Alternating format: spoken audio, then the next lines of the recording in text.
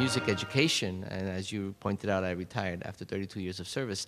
All of it has always been in music education. Elementary school for me is where I started with 3rd and 4th grade choruses and small groups, and then middle school, and then high school, because I was an assistant principal at DeWitt Clinton High School for 8 years before the whole Celia Cruz High School came to pass. I was very fortunate to be acquainted with Charlie since boyhood from around 110th Street in Lexington, and he approached me around early 1985 to take over, or rather revive, the City College Latin Band, which had been, that program had been abandoned for a few years. When I started in the profession, 40 years ago, we were essentially prepared to teach classical music, Western European, Brahms, Bach, Beethoven. It came the opportunity to create the Bronx High School of Music. And at that time, it wasn't called Celia Cruz. But you had that vision to create a music school for the Bronx in which you could serve the students here. And also, I just want to mention the two aspects that it was very impacting, and everybody will know in a few minutes how impacting it was. Because with that idea, it came the connection to one of the biggest organizations in the state that evaluates students in their music progress, which is called NYSSMA, which is the New York State School Music Association. As you know, the Bronx was identified as having the biggest need in breaking down the large high schools that weren't faring well academically. So when the call came out for educators in the Bronx to create small schools, no one was creating a high school of music, and I thought it was high time that the Bronx had its own high school of music similar to the other boroughs. Other boroughs have their high school of music, and it was time for the Bronx to have it as well. So I wrote the proposal for it that Dr. Abelist knows very much about, because he was my sponsor at Columbia University, and I was getting my doctoral there, and that was my work there at Columbia University, TC, and which was a focus on creating a high school of music, and it was the Bronx High School of Music. So before getting to where we opened, when we opened, I mandated that every student participate in NYSSMA. Now, NYSSMA, which he pointed out, Dr. Mojica, is the acronym for New York State School Music Association. Every state has some form of a NYSSMA.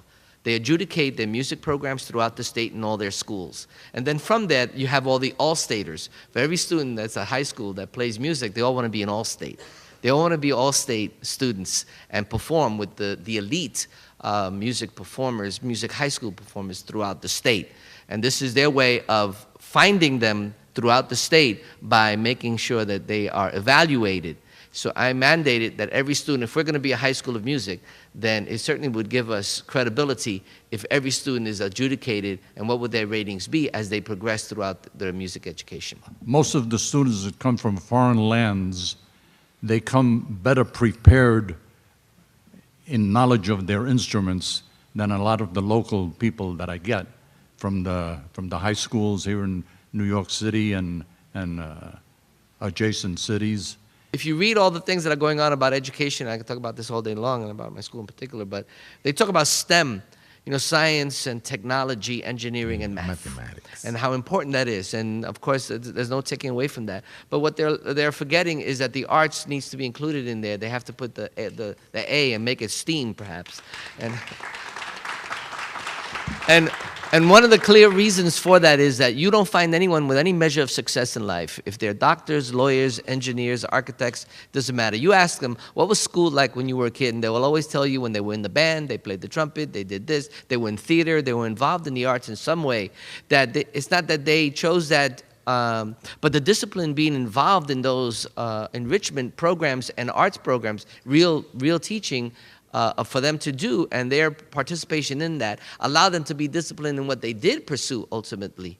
And that's why schools of medicine have chamber music for their residents in medicine, because they all play. Their parents took them. Why do other countries, the Asian countries who teach the strings and the piano so well, they don't remove that because they want to do more math or more English or more science. They actually increase it and make it a part of the full development of any human being in what they do and how they become fully entrenched in education. How do you see the future of music education in New York City?